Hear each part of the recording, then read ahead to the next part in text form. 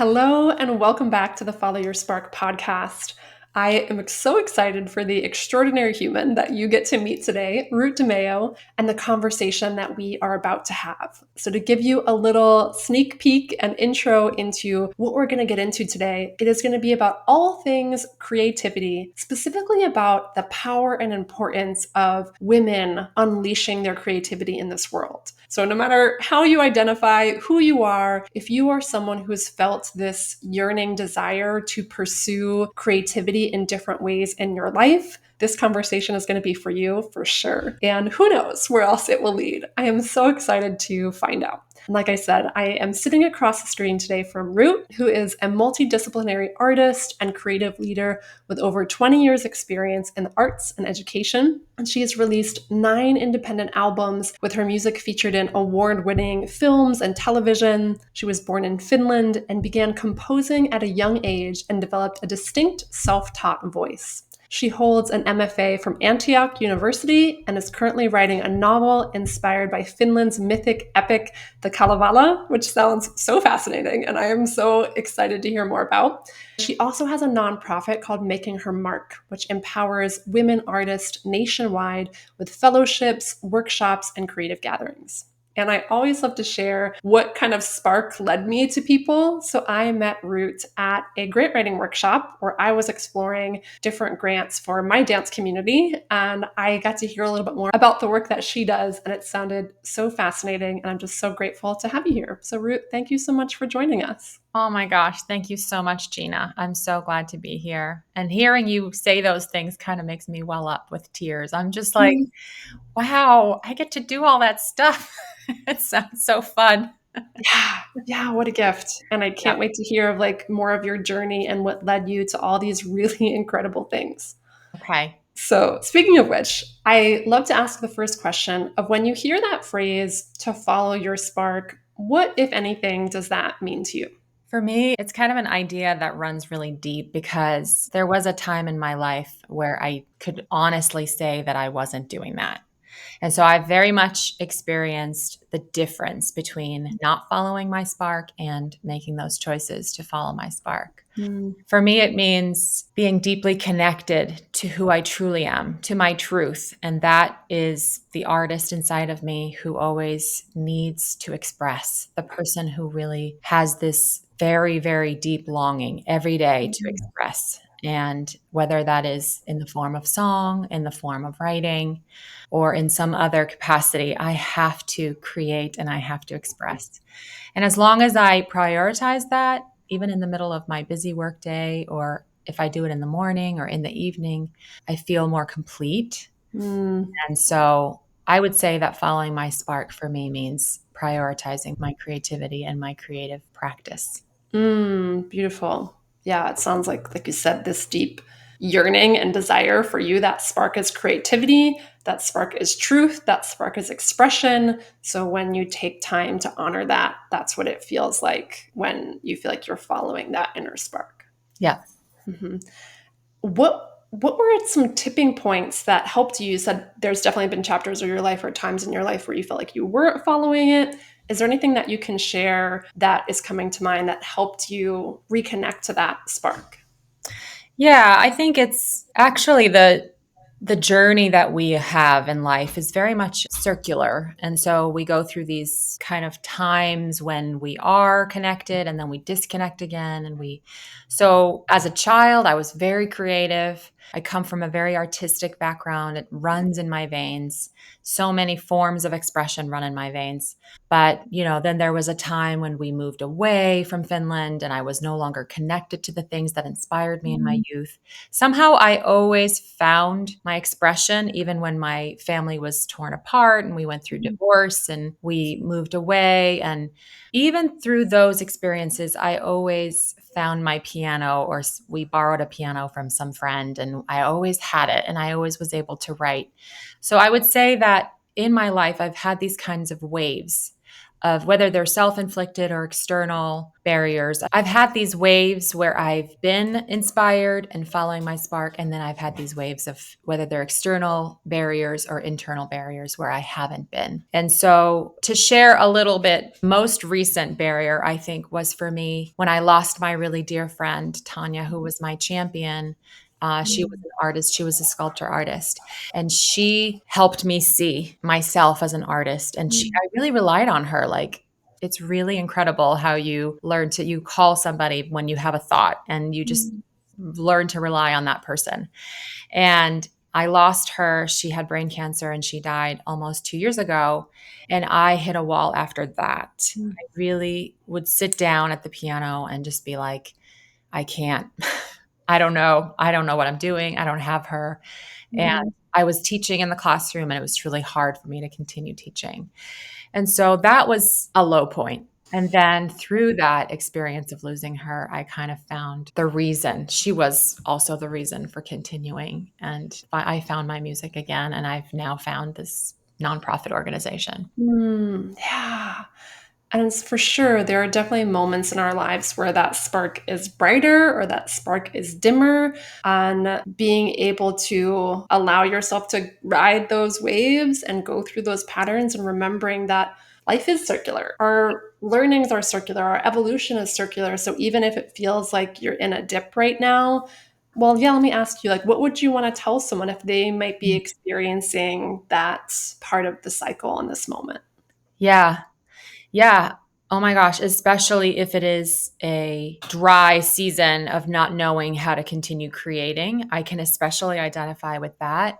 I would say I see you and I know what it's like. I would say others have been there. Find women, find people who are genuine and can understand and share. I would say open up because for me, when I started talking about the struggle and when I started talking about and sharing what I'd been through in my life and the thing that I wanted to so badly experience again, Mm, somehow verbalizing it and letting others kind of see that vulnerability mm, kind of really opens the next door. And you just know, like, okay, I'll go to this workshop. Somebody mentioned this work, I'll go just because you talked about it and someone mentioned. So you might really enjoy this workshop because you started talking about it and then you attend the workshop and some light bulb goes on and so on and so on. And so I would encourage you to share and be vulnerable. mm. Yeah, so powerful. And I'm hearing if and when an inevitable low point comes, because we're never going to be on a high forever. So if and when that like dip of the wave comes, to allow yourself to be in it and be seen in it and be honest about it and to be able to share and seek out people who can be supportive, who can relate, and to allow yourself to voice your experience and have others be able to witness you and support you and also be able to follow those breadcrumbs and sparks that might reignite a sense of inspiration or to help you kind of like get to the next wave. Yes. Oh my gosh, people are everything. Mm, You start seeing yourself. You start hearing in conversation, you start hearing your own truth. Sometimes I don't even know what I think. Sometimes I don't even know what I really think about a project that I'm working on until I've started talking about it with someone and it reflects back to me. I think mm, these connections do have to have a sense of trust. You can't, you know, they say, like, if you're thinking about making something, like when I was thinking about starting this organization, I worked on it for over a year before I mentioned it to anyone. I really worked on it in secret and I shared about it with a handful of people that I trusted. So I would say when you are vulnerable with people, make sure they're emotionally safe. Make mm, sure they're people that really see you for who you are. And then, because otherwise you can kind of start to let too many voices into your head. And your own voice is always the most important one. absolutely. Yeah. So the importance of, while yes, connection is valuable, sharing and having those reflective mirrors is valuable. It's also, like you said, kind of a sensitive time when you have this dream or you have this creative thing that you're exploring and vulnerable to put that out there. So I'm hearing too of like to be mindful and intentional with who you choose to share that with, especially at those beginning phases when you're wanting to find solid ground with something. Yeah, absolutely. And my Mhm. message is especially pointed toward the creative soul, which I believe every soul is creative, but especially the people who have that very strong sense and strong longing for creation and expression. We tend to be very sensitive people. And so it's especially important for us to surround ourselves with people who see the true person that we are. Mm, It's mhm, important for a creative to be loved for who mhm. they are and not for what they make.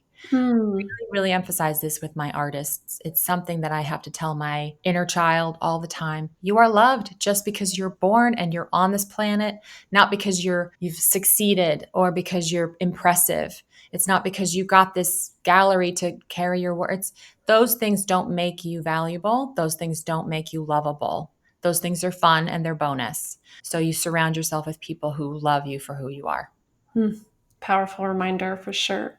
So I know Making Her Mark is specifically tailored towards supporting women in the arts, and I'm curious of why you're so passionate about women specifically. Like, what is it that feels important about that? I think my journey has led here. It's interesting because I actually grew up in a way where the environment, it was a very strict religious environment, and women took the back seat. We were allowed to do certain things, but women weren't leading. They weren't in a position of leading. And a woman always had to check with a man, whether it was her husband or, a pastor or somebody, to make sure that she could do the thing she wanted to do. And in my case, a lot of times the answer was no. And so I kind of grew up hearing no and understanding like, okay, well, this is just my lot. Like I'm a woman and, the Bible says this and I'm supposed to kind of just serve and be of use. And I think I'm passionate about women because even though my experience is kind of extreme and because I grew up in this way, the feelings are very similar. Like the more I talk to women, the more I share about my vision with my organization, I find that it doesn't even really matter where a woman has been, what her journey has been, whether she's a mother, it doesn't even matter. We have a very similar experience. We have kind of this arc that we go through, and young women are, encouraged to take risks and be beautiful. And as we age, we start losing that kind of glow, that youthful glow, the inner and outer glow, because we were so exciting we were a commodity when we were younger. And as we Mhm. get older, we start losing that excitement around our work. And then as we get even older, we start looking around, and even older women are kind of missing from the situation, like from the older women are missing from the cultural scene. And when you find a woman who has really become a creative powerhouse and has remained that way or even expanded and grown and let her light shine even more in her older age, it's rare, Mm, it's remarkable, and it's powerful. And as I started, and especially my friend Tanya was this way, she died in her 60s, but she was a powerhouse of an artist. And as I look around and as I talk to women, I recognize that we have similar trajectories, similar arcs and similar struggles. mm, And I'm passionate about bringing light to the issues, to understand what are the barriers that are holding women back, and to really bring this conversation out to the open. And it can mean so many different things to so many women. I'm not assuming that it's the same for everyone, but I'm really passionate about specifically women finding this type of creative autonomy and mm, finding this power in their expression. mhm. So, and then I think just growing up reading that Finnish myth, this is kind of how all the things in my life like intertwine. But growing up in Finland and being influenced by this mythology, there were these really interesting characters who were women in the story who kind of take a back seat. They're kind of serving the male heroes, But then this one woman did a study maybe 20 years ago, and I read this study and I was so intrigued that there are elements to these women's lives that are unexplored, and Mm, possibly some history around that. And there's some history of, some different types of religions, pagan religions. And so I got really intrigued and I got really heavy into the research. But through that research, I think I found why I love to work with women and why I'm passionate about helping women. I believe that women have been simplified through storytelling.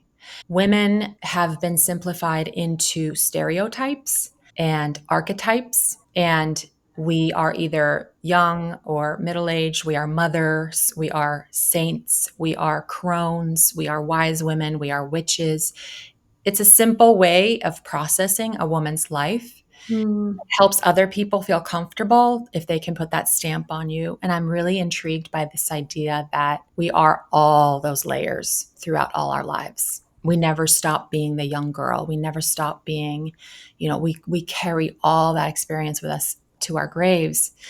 And this is why I'm just so honored that women have allowed me to enter their sacred creative spaces and share how they have experienced this kind of transformation and evolution in their own lives. Wow. Yeah, that's fascinating. And what I'm hearing is that women are so much more nuanced than what is maybe portrayed in Yeah. books, in myths, in life. And back to the spark that you were talking about at the beginning of connecting to truth, connecting to this need to express. It sounds like creativity for you has been a way to explore all of those different layers and what's your truth in that moment, and letting all different facets of this diamond that each of us are Mm. shine in these different ways at different moments, and know that there's not one label that can define any one person forever. Yeah, yes, absolutely. And a dear friend of mine just recently, a mentor from Antioch, actually just recently shared with our community how those quirks, kind of like those layers and those things that sometimes we hide, Mm, actively work to erase from ourselves because we're ashamed of them, these quirky mm, parts of ourselves, these vulnerabilities. Those are the things that make us truly, truly unique and genuine. And also, there's such a huge part of the expression that we are supposed to be giving to the world. mhm. I really believe that, like, the more we kind of lean in to the things that we might think are wrong with us and start looking at them more like, okay, well, this is my unique story that only I can tell, then we really start to make an impact on people around us. Yeah, 100%. And I'm hearing again that theme of vulnerability and being willing to witness in ourselves as well as share with the world this more complete human expression, Yeah. and know that it doesn't make us any less lovable, any less worthy, any less valuable, to recognize that, like, yeah, there are challenges in life. There are obstacles that we all face. There are things that we're all working through or overcoming.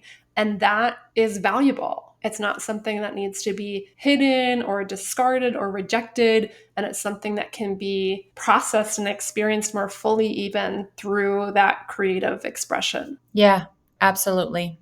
Mhm. Yeah. In fact, I believe that some of the struggles that we've gone through or that are present in our lives are tailor made in a weird way to kind of teach us certain lessons. Yeah. Yeah. And I'm curious too, I know you released like 9 independent albums, you're writing this book. Is there anything that comes to mind from your creative journey of, and you've shared a number of different kinds of like barriers or challenges, but is there anything specifically that's coming to mind of an obstacle that you faced somewhere along the lines of your creative journey, and what helped you navigate that or work through that? Yeah, oh my gosh, so many times. I mean, every single time I set out to make something new, I'll hit a wall. Especially when I was younger. I think I hit a lot of walls and barriers in my creative process. The motivation for making art when I was younger was so much different than it is now. The motivation was to establish myself and to make money, and there's nothing really wrong with any of those things. It's really important to kind of evaluate and be really honest with yourself about each of those aspects that you care about. What are your values? I can't say I like took the time to evaluate my values either as a young woman, but eventually as I became a mother and I raised my daughters, I started to question kind of like, well, why am I still pursuing this line of work? I don't even know if I really want to like have a YouTube channel and like be a singer-songwriter. Like this just doesn't fit my life. I would go to like PTA meetings and the other mothers would be like lawyers and dentists. And I'm like, oh my God, I'm such a misfit, you know? And so I really went to a place with that. I really allowed those doubts to creep up every time I would sit at the piano. I really allowed like that insecurity to fester at a younger when I was a younger woman.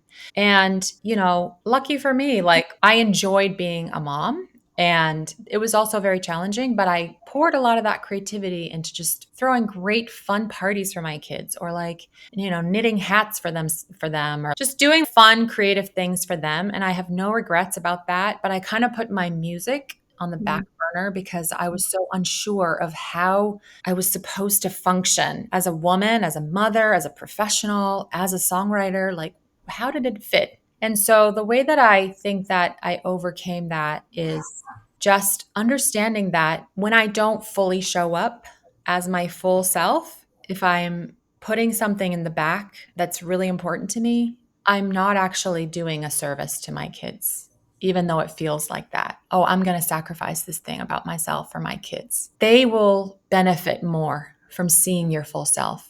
And I had a concert here at the house a few years ago. A woman came from New York and performed, and we dragged my grand piano out to the back porch. God bless my husband. And I performed some songs that evening. It was the first time I had performed for many, many years. And my daughter, I didn't know this at the time, but she had gone to my mother that evening. And my mom was like, "Well, how do you feel? You're just watching your mom sing." And my daughter had said, "I'm so happy." And when I heard my mom tell me that story, I was like, oh, okay. Like, it's okay. It's okay for them to see all of us. And so this is just a very specific kind of barrier that I faced. But maybe there's a nugget for somebody there, like, show up as your full self. And sometimes that means doing the things that you think are going to make other people uncomfortable. But in Mhm. the end, you're actually benefiting people by showing up Mhm. as yourself. Mhm. Pausing this interview for a moment to say that listening to that story reminded me of the profound impact that happens when each of us have the courage to shine our light and share our gifts and passions in a bigger way. It leaves a legacy for our children. It positively impacts everyone around us. And of course, leaves ourselves with the joy and fulfillment and experience of getting to share our authentic selves. And this is exactly why I created the Shine Your Light activation, because I know what a tremendous gift it is to be on the receiving end of other people shining their light. And I know how it's transformed my own life, and I want to support you to do the same. So if you are ready to shine your light bigger and brighter and bolder than ever before, to courageously share your gifts and follow your passions, come join us for this activation. It's on Thursday, August 21st from 6 to 8 p.m. It's free, and this transformational experience will guide you through mind, body, spirit practices like meditation, reflection, dance, movement, creativity to help you tune in to what is it that your heart deeply desires if you got out of the mind and trying to figure it out. And it will help you tap into this future self version of you who has already brought it to life, who is more capable and confident than you could ever imagine. And you'll get to experience what it feels like to embody that person, to make it even more natural for you to step into that path yourself. You'll unlock intuitive guidance that will support you, and you'll also understand what blocks you or gets in the way of you becoming that person, and how you can free yourself and unleash yourself to shine your light bigger and brighter and bolder than ever before. So if that is calling to you, go to ginacasbaro.com/shine your light to join us for this activation. All right, my friend, I can't wait to see you there. And now let's get back to the interview. Oh my God, I have like tears in my eyes. That is such a powerful story. And I have experienced this so many times, specifically with like creative people or people who are, I mean, we're all creative, but people who have the courage to share something that's on their heart, whether that's a song or an experience they created or a piece of art, the power of that Mm. so often that person underestimates. Yeah. And yet, if they hadn't followed that, like that moment would have never existed in the world. world. Like your daughter would have never heard you be able to play that song or create that experience that you created, and how incredibly valuable that is. So thank you for sharing that story. Mm. Yeah. I do check in with my kids every now and then. Is this okay? Like, am I too much? I still have that voice. I definitely still have that voice. But I think to continue on and to share a little bit more, like as I'm getting older, I'm turning 45 this year, and those voices are just a little less loud. It's like that's the cool thing about getting older and continuing in your expression. It's like you learn to kind of turn the volume down of the things Mm, don't serve you. You're like, thank you, but no, I'm cool. And then the doubts kind of they're still there. We're always human. We always have this like inability to fully believe. And that's also beautiful. That kind of like that raw like fear of like things could totally blow up in my face. And I'm just putting this out there and it could not work, mm, but you can control your reactions more somehow. mm, Like that's what I've learned in as I'm getting older. Like I don't have to bow down so much to the external response to my work. I can take mm, it with grace and I can move on to the next project. And so, yeah, I say this all the time to the women that I interview and coach. And I say, you're just getting better and better every day. You are getting more wiser, more beautiful on the inside. You have more to share. mhm, Aging is a gift for especially for women. It really mhm. is. And I don't think our society really paints that picture. Yeah. Our society's like, no, no, no, don't age. But aging is such a gift. It's such a deep gift. Yeah, like you said, there's wisdom that comes with that. The more Mm, cycles of life we go through, the more we get to learn from those experiences. And we're all going to have our own unique barriers, our own unique challenges, our own unique set of programming that's maybe been holding us back for us to overcome. And with every year, if we're continuing to ride those waves, we're learning something, we're yeah. growing, we're evolving. Yeah. And what I heard also when you talked about being less impacted by external feedback now, maybe than you were 20 years ago, is there anything that you can point to that helped you like develop that inner kind of groundedness or ability to validate yourself instead of being swayed by external opinions or feedback more? Yeah, I'm really proud of the fact that I went and got my graduate degree in fine art. I'm really, really proud that I went through the scrutiny and the constant critique and the workshopping. And there's a skill that develops when you subject yourself to a program, a professional arts program, that is the ability to accept criticism for the maximum benefit. I just had a really good conversation with a really good friend of mine who's an artist here in town. And she said, you just have to put your ego aside and you have to allow the criticism and the workshopping to help you hone your craft. Mm, And so I would say that when I made that decision to go to graduate school and I worked on this degree for 2 years, and that's when I was really, really working my novel and finding the right voice for it and really like delving deeply into those female archetypes and stuff. That's when I had to be the most vulnerable. So we would have workshops and I would bring a chapter and then a group of people would gather and read and give you it's priceless. So mm, I would say I would even if you can't spare the time or the money to go to a program, start a workshop group. Start some kind of a creative group where you can allow yourself to grow. mm, It's like when you're a mom and you have a baby who's unhappy. You have this choice in that moment where, oh, I'm just going to give them what they want. I'm going to soothe them mm, because then they'll stop crying and everybody will be happy. But it's kind of a short-term choice. So they'll be happy for that hour. Let's be honest, maybe 30 minutes. The long term choice is let me teach you how to self soothe. So let me teach you how to distract yourself with something fun. Let me teach you how to cry through it and be okay with the uncomfortable feelings. I feel like for artists, the short term choice is no, I'm not going to show this. I don't care what you think. The long term choice is let me let me think about that.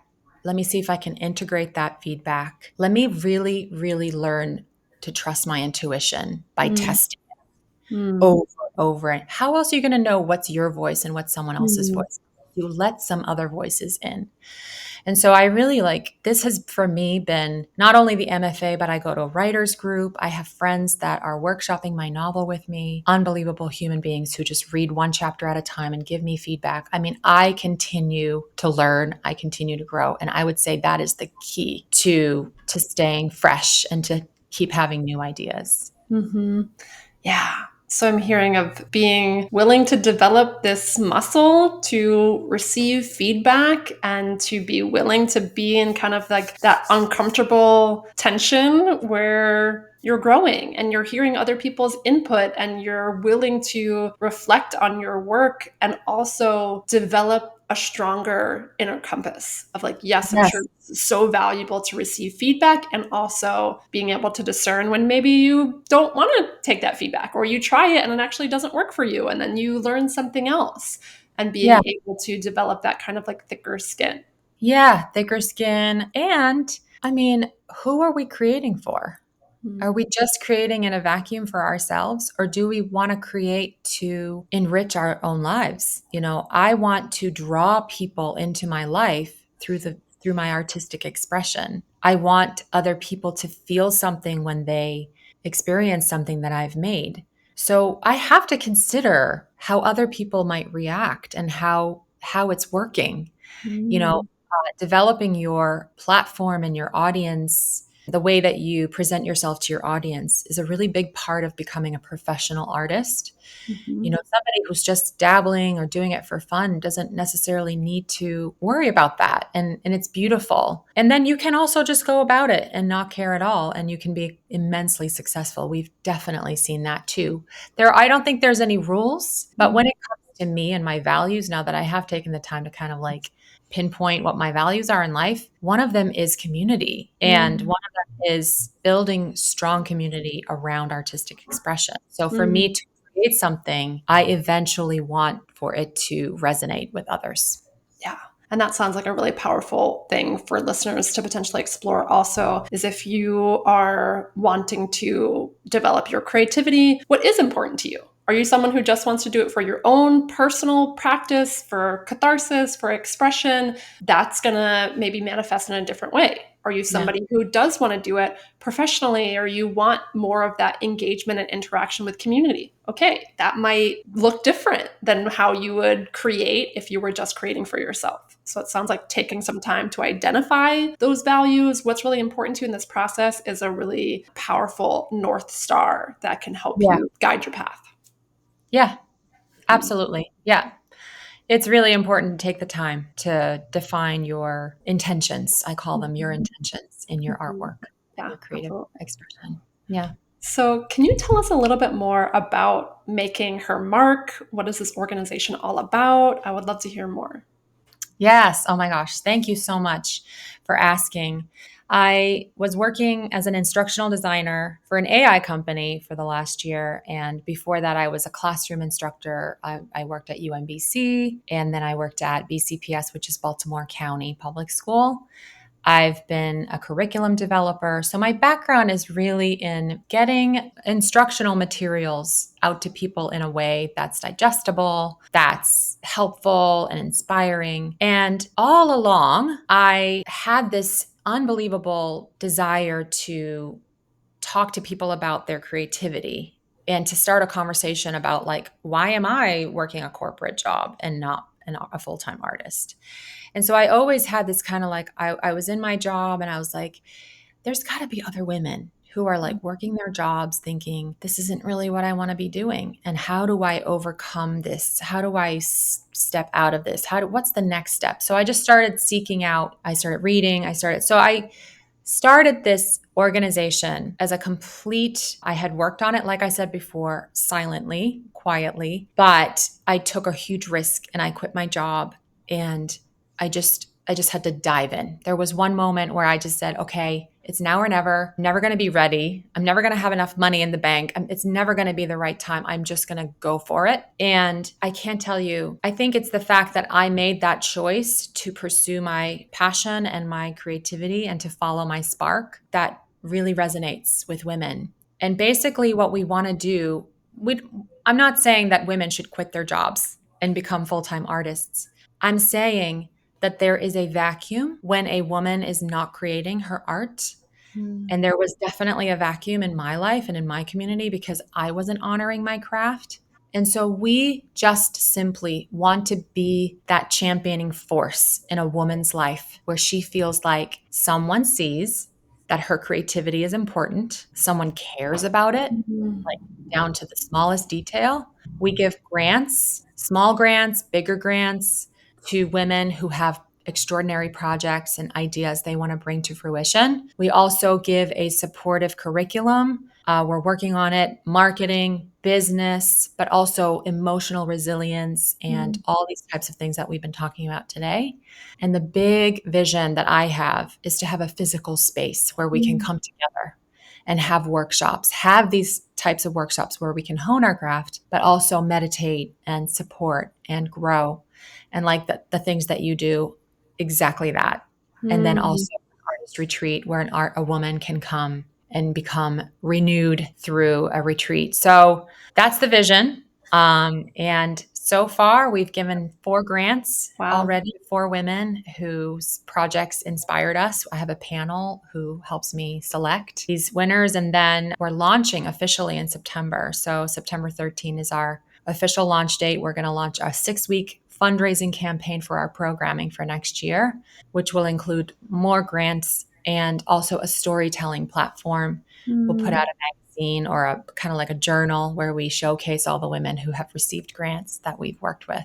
So it's a really exciting time, and I'm feeling so supported right now by my community, my family, my kids, my husband. My sisters are alongside the journey with me. They're my board members, and I'm feeling so supported. And I think it resonates. I think that it might be a good moment for Yeah. something like this to exist. And so every time I meet somebody, who's got a creative idea, I just say like, I want to support you. Let me know how I can support you. And it's an incredible blessing to be able to do that kind of work. So Mhm. yeah, so I would encourage any woman artist or woman identifying artist who's listening to check out makinghermark.org and look at all the things we're doing. And if you have an idea for something we could do, I'm open. This is a good Mhm. time. I'm busy, but I can take coffee right now. I still got some openings. I can still meet up and kind of develop the idea very Yes. much. Yeah. Oh my God. I can like feel the energy and momentum underneath this. And it just feels so needed. And it sounds like you're getting that response and resonance with people who are just like, yes, yes, yes. So I can feel Mhm. this building. And I'm so excited for the impact that you've already had and will continue to have in this world. And just what a gift to be sharing with people. So thank you for the work that you're doing. Yeah. Oh, thank you so much for letting me share about it. Thank you for what you do. I love your posts. Seriously like look for your posts on Instagram every day because you're so full of joy. I loved your Italy post where you were like Mm. drumming, dancing on the beach. Like that's the life I want to be living every day.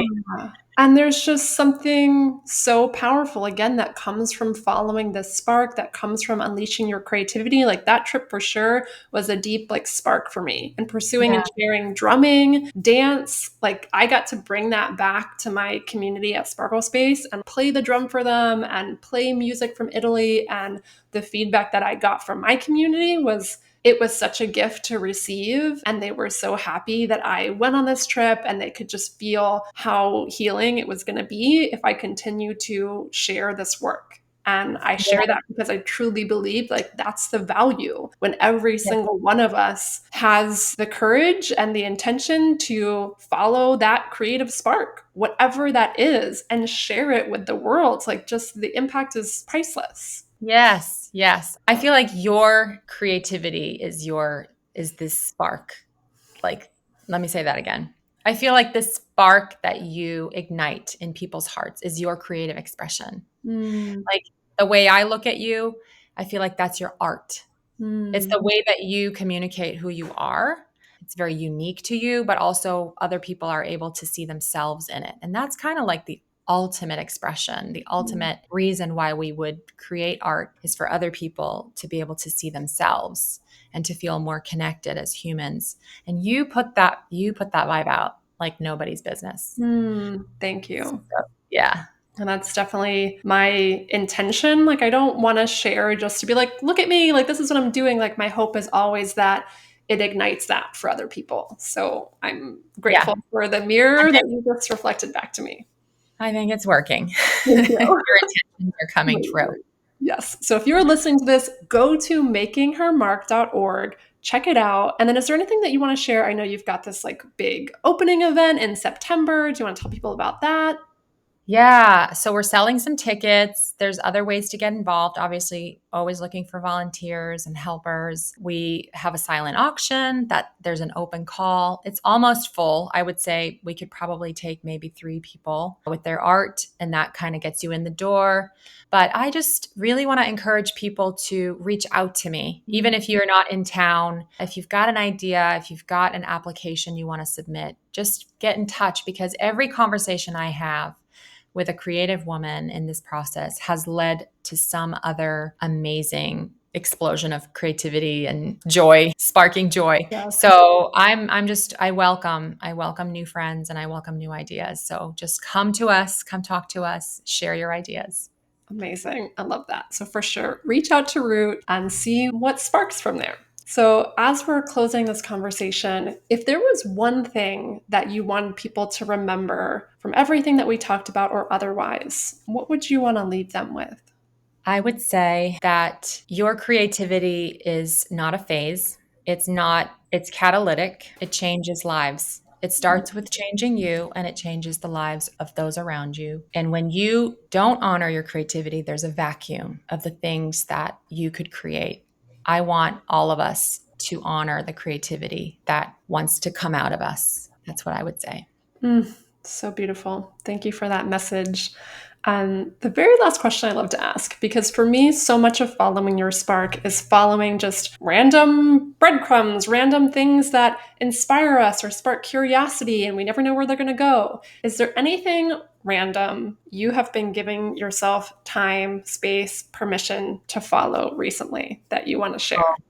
Yes, I have been art journaling. If I mean, so many things, but that's the thing that pops to mind.